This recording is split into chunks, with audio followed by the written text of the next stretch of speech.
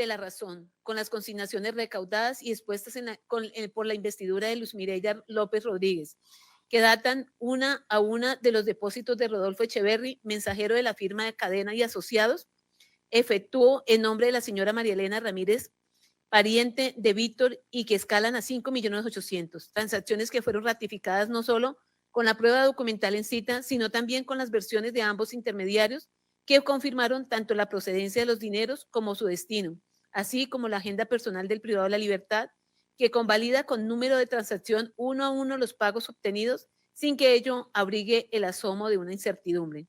Para este estrado, es patente que los dineros percibidos no se trataban de sumas irrisorias, sino que ascendieron en cantidades millonarias, destacando los depósitos de 1 millón, 2 millones, 500.000 pesos, 600.000, 2 millones de pesos, 16 millones de pesos cancelados en efectivo, entre otras cifras monetarias que quedarán en el silencio, pero de las que hace gala Carlos Enrique Vélez Ramírez y que son la remuneración al trabajo que supuso no solo faltar a la verdad en sus misivas y en las citas procesales a las que fue convocado ante la Corte Suprema de Justicia, sino insertarse en el engranaje subrepticio para conseguir otros deponentes que, dispuestos a vender el alma, aceptaron participar en el designio criminal. De este plan contra la ley que se urdía, da cuenta el audio del 3 de agosto del 2018, en el que se aprecia cómo Víctor le esboza a su compañero delictual, Juan José Salazar Cruz, que, comillas, yo no les estoy ni pidiendo ni extorsionando ni nada de eso. Como vuelvo y le reitero, él fue el que me mandó a buscar. Yo no lo busqué a él. Yo no. Él fue que me mandó a Diego a buscarme acá. Yo estaba quieto acá, que los enredos que él tenga con Alberto, eso es cuestión de ellos, para que me metan a mí en esas maricadas. Yo estando quieto, quieren que cuente la verdad, yo la voy a decir. Usted ya vio el papel que yo escribí a la corte y yo voy a esclarecer todo con puntos y señales. Lo que le mostré en todas las amenazas mías y lo que tengo guardado aquí. Las pruebas que voy a demostrar contra Uribe y contra todos ellos. Yo las demuestro y ya. Y que se me venga el mundo encima. Que si me van a matar, lo hicieron. Que si me van a matar, lo que hicieron con Arisa, cierra comillas. Con el testimonio Carlos Enrique Vélez Ramírez, valorados en conjunto con las interceptaciones telefónicas que fueran allegadas con la investigadora Luz Mireya López, y el mismo testimonio de Eurídice Cortés Velasco, más allá de toda duda razonable, se logró acreditar que fue ubicada y abordada en Manizales, Caldas, por Diego Javier Cadena Ramírez, quien a nombre del aquí procesado le solicitó grabar un video el 8 de mayo del 2018, que fue remitido a la Corte Suprema de Justicia, en donde pretendía rebatir las afirmaciones de Pablo Hernán Sierra García en la entrevista ofrecida al representante de la Cámara, Iván Cepeda Castro, pues concretamente como integrante y comisaria política del Frente Cacique Pimpintá del Bloque Central Bolívar, el que según ella conformó con gente del Bloque Metro y del que Pablo Hernán Sierra quiso ser líder, solicitándole su apoyo ante el jefe Ernesto Báez, lo que así ocurrió y por eso llegó a ser comandante, siendo enfática que antes de ello no tuvo militancia o pertenencia a ningún bloque, no portó camuflado ni patrulló con los integrantes del Grupo Metro, no participó en operaciones militares y solo lo vio cuando inició el ciclo de conversaciones con el comisionado de paz. Dicho video fue ratificado en la Corte Suprema de Justicia el 8 de mayo del 2018 por parte del doctor, dicho video fue radicado en la Corte Suprema de Justicia el 8 de mayo del 2018 por parte del doctor Juan Felipe Maya como apoderado suplente para que hiciera parte del proceso 38451 por solicitud expresa de su prohijado. No obstante, lo allí asegurado por Eurídice Cortés Velasco con su declaración al interior del juicio oral, se logró determinar que nada le consta con relación con la creación y conformación de ese grupo de autodefensas denominado Bloque Metro, porque su ingreso al Frente Calima, como ella misma lo aseguró, se dio en el año 2000 y antes de esa fecha o bien pertenecía a las Fuerzas Revolucionarias de Colombia, FARC, o era informante de la fuerza pública. Ese desconocimiento también es evidente de sus conversaciones con Franco y demás testigos, que cumpliendo la misión encomendada por Cadena Ramírez pretendía incorporar al ya abundante número de testigos falsos. Son varios los registros en los que esta testigo da cuenta de su total desconocimiento de los aspectos que se atrevió a referir en su video. Ejemplo de ello es el audio WA 028 opus, en donde hablando con Franco, además de revelar otras circunstancias que dan cuenta de la persona con la que dialogó y requería los testimonios, solicita información, comillas, pero ellos quieren pues como conocer, no sé, otras cosas. De pronto usted conozca más al respecto. No sé si usted de pronto estuvo en el bloque Metro o conoce algo sobre lo que Alberto está acusando al señor S, de unas masacres por allá en San Roque y unas cosas así. Y cierra comillas. ¿Y qué decir del audio WA0040 Opus? Comillas, gordo, cuando ustedes venían del bloque Metro, ustedes estaban allá o usted pertenecía allá o usted dónde diablo salió. Al igual, desconocimiento se evidencia conforme el audio WA0004 Opus, en donde le reporta Juan José Salazar su diálogo con Julián, averiguando por esa estructura, porque al parecer él sí sabía su conformación por haber pertenecido a esa organización, quien incluso se sorprende de no haber sido contactado por parte de Mario Uribe, primo del procesado, quien tenía conocimiento quién era él. Por manera que al no conocer los hechos de los cuales se le presentó como testigo a la máxima corporación de justicia en Colombia y que en efecto compareció como tal el 13 de septiembre del 2019, faltó a la verdad relatando situaciones que no le constan. Todas sus manifestaciones cumplían un único objetivo: cuestionar lo vertido por Pablo Hernán Sierra García con relación al surgimiento de una estructura armada de carácter ilegal que sembró el terror en amplias regiones del país y dejó una profunda huella de dolor y destrucción, para lo cual fue ubicada y contratada por profesionales del derecho que a nombre del señor procesado se lo solicitaron de manera afanosa, solo por satisfacer el amor propio de su jefe, que ha propendido por preservar su imagen pública y la de su familia. Ha procurado desvincularse de cualquier alusión o relación, por mínima que sea, con estructuras armadas ilegales. Por ello no tolera el hecho que el congresista Cepeda Castro haya tenido el valor de ponerlos en conocimiento de la Fiscalía General de la Nación para que fueran examinadas, al considerar comprometida la fachada de rectitud de quien ostentaba poder y privilegios. Estas diligencias, obviamente, Eurídice Cortés Velasco no las realizó gratuitamente. Nótese que su aliado dentro del grupo insurgente, su cómplice de un amor silenciado y socio de la transgresión, la ubicó y recomendó a Diego Javier Cadena Ramírez, quien prontamente y sin reparos viajó hasta Manizales para hacer la parte de esa asociación que además buscaba hacer incurrir en error a la Corte Suprema de Justicia, como una pieza útil del engranaje criminal que, como era de esperarse, fue oneroso, pues ya Carlos Enrique Vélez Ramírez había negociado con los abogados el monto. Ello se desprende del audio WA0032 Opus, que nos revela: póngase a ver usted, mija, si no fueron capaces de dar esos 60 millones de pesos, o no fueron capaces, no, sino que es que, ¿sí me entiende ahorita? Papá, esos 200 palos que usted sabe que se acordó esto, cierra comillas. Por ello, no ofrece credibilidad a su dicho que en aquella reunión que tuvo lugar en la cafetería, cuando se grabó el video, ninguno de los abogados le ofreció ni prometió dinero o beneficio alguno, y que ella tampoco solicitó contraprestación por su declaración, tampoco que le dieron instrucciones para faltar a la verdad, ni le mencionaron que Carlos Enrique hubiera recibido dinero, menos que Carlos Enrique nunca le dijo que los abogados estuvieran ofreciendo 200 millones de pesos, ni le mencionó ningún tipo de dádiva, porque ese audio es tan revelador.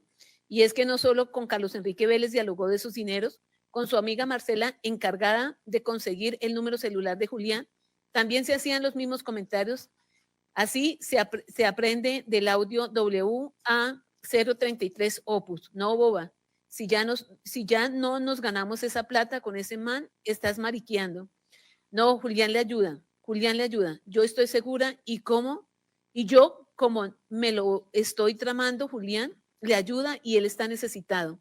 Pues ellos quieren que él les haga el favor, cierra comillas. Igual lo dialogó con Juan José Salazar, quien introdujo el término de viáticos para referirse a las compensaciones que recibía, circunstancia que no es una invención del despacho, porque así se logró demostrar por parte de la Fiscalía con el audio WA0001 Opus. Comillas, Dianita, déjeme ya pregunto y yo le confirmo para enviarle los viáticos para que se mueva hasta allá y hable con el hombre. Colabóreme. con lo del teléfono, con lo del número del teléfono de Julián, de Anita. Cierra comillas. Y también fue expreso en el audio WA002 Opus, comillas, dígale que nosotros le colaboramos con unos viáticos, pero que por lo menos nos garantice que Julián va a salir a hablar con usted y que usted va usted se va a ver con él, ya, pero no nos tire así de duro. Cierra comillas, hecho que transmitía con facilidad a otras personas conforme al audio terminado en 56115 Opus, comillas, bien, en la casa muy cansada, mucho trabajo, Juan. Juan dijo que me llamaba hoy que para mandarme unos viáticos, pero no ha llamado ni nada. También el audio terminado en 6504, hablando con Juan José. Voz Erudice. Bueno, Dod, le quería pedir un favor. No sé si de pronto usted me podría colaborar con lo de los viáticos que me había dicho. Tengo una visita que hacer. ¿Cuánto necesita para los viáticos? Voz de hombre. Voz de Erudice. Pues no sé, Dod, no sé. Voz de hombre. Déjeme yo cuánto más o menos le cuesta moverse usted hasta allá. Erudice. Pues yo creo que lo mismo que me había dado la vez pasada. Voz de hombre, listo. Déjeme entonces, le coordino y yo le doy el aviso de aquí a no sé si mañana o pasa. Ello para citar unos pocos ejemplos que ya quedaron acreditados al interior del juicio oral, no solo con el flujo de información extraída del teléfono celular de Erudice Cortés Velasco, sino también de las interceptaciones telefónicas que fueron incorporadas con la investigadora Luz Mireya López Rodríguez, de las que se evidencia las múltiples entregas de dinero que realizaron a esta testigo y que finalmente ella reconoció como viáticos, como con la copia de los giros que se realizaron el 25 de abril y 2 de mayo del 2018, incluso cuando compareció a declarar a la Corte Suprema de Justicia que le fueron entregados con una persona de confianza, cuidándose de no dejar trazabilidad de sus andanzas. Como se aprende, como se aprende las interceptaciones que acreditaron los dos sobornos, Carlos Enrique Vélez Ramírez y Euridice Cortés Velasco, fue común la utilización de un método de comunicación encriptado, cuidadosamente estructurado para garantizar la opacidad del actuar delictivo y proteger la identidad del autor intelectual. Por ello, se referían a viáticos, su papá, el jefe, entre otras. No obstante, el oculto de su actuar, la cantidad de personas que protegían la ilicitud con el fin de no ser revelada, la Administración de Justicia de manera diáfana logró apreciar el contenido verdadero de las interacciones. En punto al contexto que se cristalizaron, las escuchas que a la par se adecúan plenamente a los hechos jurídicamente relevantes de la acusación. Máxime cuando los mismos interlocutores en la vista pública hicieron referencia a esos términos como su papá, el jefe, viejo HP, aludían de manera directa a Álvaro Uribe Vélez. Igualmente, los monitoreos telefónicos, mensajes escritos y de audio cuentan con poder persuasivo sumo en la medida que Erudice Cortés, alias Diana y Víctor, a diferencia de los demás actores, desconocían de la intervención de sus comunicaciones. De ahí que fueran más espontáneos, explícitos, ricos en detalles, donde señalaban claramente quién los buscó, con qué propósito, cuánto iban a recibir y las actividades que debían desarrollar, conforme al cronograma previamente definido dentro del plan delictivo. Incluso informaban el cumplimiento en lo pactado, que eran 200 millones, de los cuales solo recibieron 60 de los que desató la furia de Carlos Enrique Vélez Ramírez y decidió contar la verdad y así también se los notificó. La invocación reiterada a decir la verdad se revela como un elemento determinante en el contenido de las interceptaciones, en tanto permite evidenciar cómo los intervinientes acordaban mecanismos para distorsionar dicha verdad, presentándola de manera amañada y funcional a sus intereses. Esta consigna asumida por el procesado y su defensa como eslogan estratégico no responde a un interés genuino por esclarecer los hechos, sino una construcción discursiva destinada a legitimar una versión manipulada de la realidad, de tal suerte que, como el adagio popular, la verdad ofende a quien ama la mentira, o como en este caso, cuando la verdad no se ajusta a ciertos intereses, suele ser deliberadamente silenciada, desvirtuada o tachada de ofensiva. No obstante, esta crítica de exclusión no se extiende con igual rigor frente a aquellas personas que, estando en igualdad de condiciones a las censuradas respecto de Carlos Enrique Vélez Ramírez y Juan Guillermo Monsalve Pineda, sobre los que sí se implora se le imprimiera credibilidad, como es el caso de Euridice Cortés Velasco, Pauner José Barahona, John Jaime Cárdenas, Nicolás Jurado Monsalve, la primera condenada por falso testimonio y al igual que los restantes con requerimientos judiciales por paramilitarismo. Con muchos años al interior de un establecimiento carcelario, la única diferencia es que, como lo expresó Cortés Velasco, se mantuvieron, comillas, firmes en esa vuelta. La objeción formulada en torno a la valoración testimonial centrada exclusivamente en la situación jurídica de los testigos, aspectos de su personalidad o estilo de vida y orientada únicamente a resaltar aquellas declaraciones que se ajustan al relato que se pretende imponer ante la opinión pública, resulta incompatible con los principios que rigen el sistema penal acusatorio. Tal enfoque contraviene la lógica de una valoración probatoria integral, fundada en el principio de contradicción y en la necesidad de analizar la prueba en su conjunto, y no de manera fragmentada o interesada, llamado que no solamente acoge esta célula judicial, sino que es un arquetipo de la Corte Suprema de Justicia que sobre el particular ha indicado. Lo transcrito evidencia que no obstante la mediación de una sentencia de condena por falso testimonio, la Corte valoró el testimonio de Areiza dentro del contexto probatorio de aquel proceso, por lo que nada obsta entonces para que en esta situación por igual se valore, como se ha procedido con mayor razón cuando se ordenó por la Corte, dada su manifiesta ilegalidad, se investigara penal y disciplinariamente la colusión o fraude producidos como resultado de tan anómalo acuerdo. Y cuando en todo caso mal puede tolerarse ese método orientado antes que a controvertir la verdad revelada en los hechos de que han dado cuenta sus testimonios. Se ha dirigido a desestructurar el sistema de justicia, evitando su confrontación dentro del escenario habilitado para ello con evidente deslealtad procesal.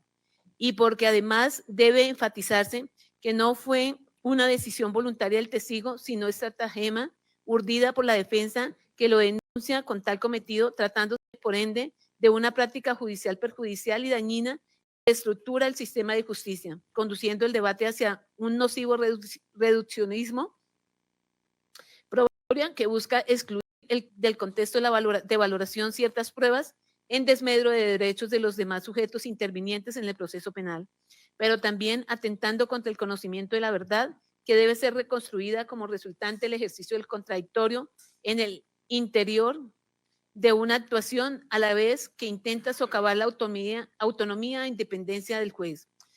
Se tiene la equivocada idea de que la veracidad o credibilidad del testigo queda ipso facto desvirtuada si se le califica de falso testigo, desapercibiendo que la valoración sobre el mérito que les es propio solo puede ser del resultante de su estudio y análisis conjunto con todos los elementos probatorios aportados a una actuación. Esto es, solo puede ser sopesada como emanación de un ejercicio autónomo e independiente del juez cognoscente, con sujeción a los valores que infunden los principios de la sana crítica que los orienta y que le imponen su estudio atendiendo la naturaleza del objeto percibido, las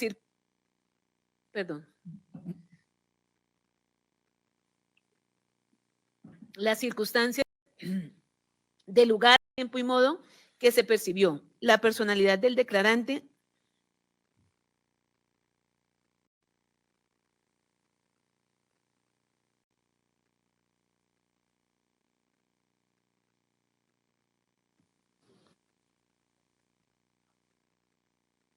la forma en que declara y todas aquellas singularidades que le son inherentes, cierra comillas, de tal suerte que la valoración probatoria reduccionista en el sistema penal acusatorio en el que se propende por la inmediación, concentración y contradicción de la prueba está abolida. Por ello, sí ostentan mérito suasorio las atestaciones de Pablo Hernán Sierra García, Juan Guillermo Monsalve Pineda, Carlos Enrique Vélez Ramírez, John James Cárdenas, incluso la misma Erudice Cortés Velasco.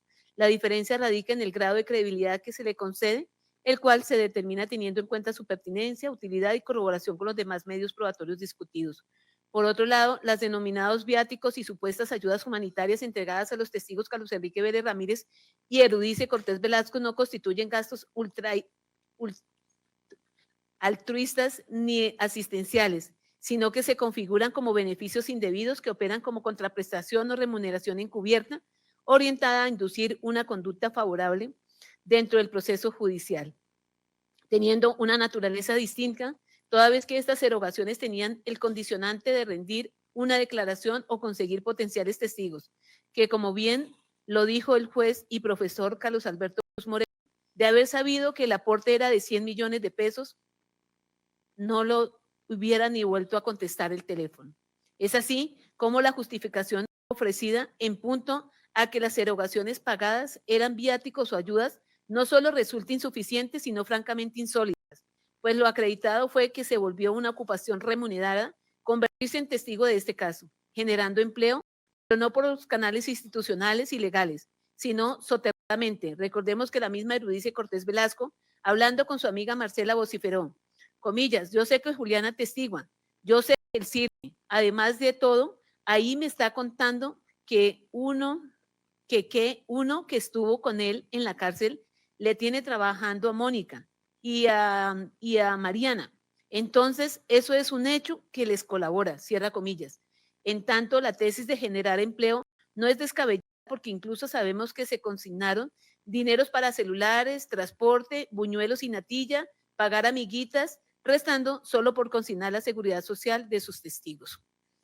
Tampoco tiene eco el planteamiento de las exhortaciones fraguadas por Víctor, porque quien soborna no puede luego alegar chantaje sin admitir primero su propia conducta ilegal, ya que el orden jurídico no ampara al corruptor frente al incumplimiento de su pacto ilícito. Aceptar esa teoría sería tanto como dar por acreditado que Eurídice Cortés Velasco los estafó o constriñó, porque teniendo el número de Julián, solo lo suministró cuando le consignaron los 400,000 pesos. Los hizo esperar 8 días para darse importancia, y a pesar que le pagaron los pasajes en avión, viajó en bus y se quedó con las vueltas. Todos estos procederes arropados bajo el manto de la legalidad eran conocidos por el señor procesado, tal como se acredita de las interceptaciones telefónicas donde se escucha, comillas, de todas maneras esta semana viene el Diego, viene Juan José y viene el propio de su papá a hablar conmigo. Todo eso sobre lo que pasó en estos días, cierra comillas. O comillas, pero no, hágale que eso está como bien ya. Pues no, lo que te dije, yo que había hablado con mi papá y todo eso, y todo está bien, pues supuestamente, mejor dicho, hasta que no nos tengamos, hasta que no tengamos el tarro de leche, no contemos con el niño, mija. O comillas, a ver, esta semana vinieron a hablar conmigo y ahí pues yo hablé con él, con el señor, le mandé un video y entonces, de lo poco de lo que yo conocía de aquí, cierra comillas, para rematar, comillas, como si él fuera el que diera esa hijueputa plata, sabiendo que esa plata la da es Uribe, cierra comillas. Entre muchas de donde viene notorio el plan fraguado, emergió de una iniciativa del procesado y no mutuo propio de los testigos, porque hasta el cansancio Vélez Ramírez repite, ellos fueron los que me buscaron, comillas, ellos son los que necesitan los testigos. Asimismo, si en gracia de discusión y omitiendo el contundente material persuasivo indiciario, y se optara por admitir la tan desgastada tesis de la ausencia de conocimiento de las ayudas humanitarias desorbitantes y los viáticos hasta para conseguir un contacto telefónico, no tiene asidero para la judicatura que el señor procesado pretende desestimar su responsabilidad penal aludiendo a la ignorancia de la situación que se gestaba a sus espaldas. Cuando lo cierto es que tenía... Mientras escuchamos a la jueza Sandra Heredia, en este momento hace la acreditación de los delitos por los cuales ha sido investigado y procesado el acusado, y vamos a seguir escuchando de manera pormenorizada, precisamente porque está en cada uno de los casos. Recordemos que son 3 delitos: el fraude procesal, el soborno y el soborno a testigos durante el proceso penal, y para cada uno de estos delitos existen las pruebas que son lo que finalmente van siendo utilizadas para analizar el nivel de culpabilidad, si es culpable o no el acusado. Vamos a ir compartiendo también reacciones que surgen a esta hora sobre la decisión de la jueza 44 desde Palo Quemado. Acá tenemos una de las primeras reacciones, tiene que ver con lo que comparte María José Pizarro Rodríguez, quien dice: la justicia colombiana declaró culpable al expresidente Uribe. Y no solo eso, las mujeres que participaron del juicio hicieron historia dejando en alto el nombre del Poder Judicial sin dejarse amedrentar. Esto en relación a lo que ha pasado con la jueza en días anteriores, digamos como el panorama anterior a este momento histórico para Venezuela. Un abrazo y mis respetos a mi colega y amigo Iván Cepeda, que siguió la verdad y creyó en la justicia hasta el final. Todas las personas que permitieron este fallo deben contar con garantías de protección de sus vidas. Después de haber dado este paso inmenso, ahora le corresponde a la justicia investigar a fondo las denuncias hechas por Juan Guillermo Monsalve desde hace décadas. El papel de la familia Uribe Vélez en la conformación del grupo paramilitar Bloque Metro, en las masacres de El Haro y La Granja y en el asesinato de Jesús María Valle, entre otras centenares de graves violaciones a derechos humanos.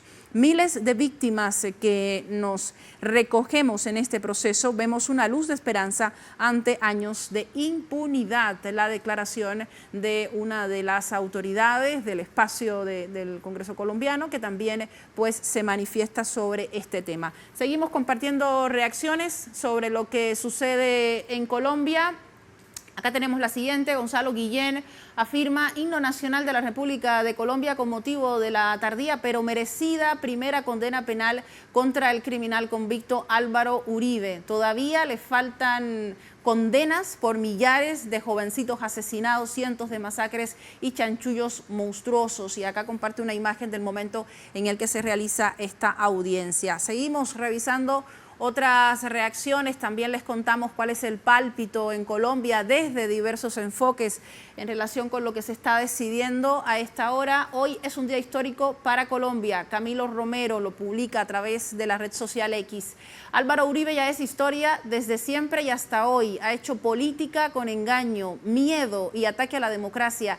Ese será su legado. Más allá del sentido del fallo, a Uribe ya lo condenó la historia. 6.402 falsos positivos, yidis política, chuzadas del DAS, vínculos con el paramilitarismo, agroingreso seguro, testigos extrañamente muertos o desaparecidos. Más allá del fallo, Colombia no puede fallarse, no puede volver a un estado con lógica criminal contra la gente. Hoy la justicia decide, pero con el uribismo la discusión es política. Por eso hay que derrotarlo en 2026, acá haciendo alusión al proceso eleccionario que se viene el siguiente año. Acá reflejamos otra reacción, Madres Falsos Positivos de Colombia, una agrupación que busca también exigir justicia, lograr justicia por sus hijos. La justicia tarda, pero llega, aunque algunos de los más poderosos del país estén haciendo lo imposible para encubrir al señor de la guerra. Así lo comparte a través de la plataforma X. Acá les vamos dando también datos de lo que está sucediendo en Colombia. Vamos a seguir escuchando a la jueza y más adelante les aportamos detalles de lo que podría implicar esta decisión para Colombia. También, igual que el anterior, se hace una breve reseña de los y valoración de las pruebas individualmente indicadas, el de Iván Cepeda Castro, de Juan Carlos Sierra Ramírez, Salvatore Mancuso Gómez, de Juan Carlos Giraldo Palomo, del doctor Iván Velázquez Gómez, la prueba documental aportada, que fueron las cartas que suscribiera el señor Juan Carlos Sierra Ramírez, y la valoración de cada una de ellas. Del doctor Andrés Felipe Arias Leiva, de los señores Fabio Valencia Cosio, Roque Eugenio Arismendi Jaramillo y Juan Manuel Aguilar Echeverri, del doctor Rodrigo Lara Restrepo, de Nora Elena del Socorro Zuleta Vanegas, de Germán Gómez Rojas, de la investigadora Lisa Marie Ruth y del señor procesado.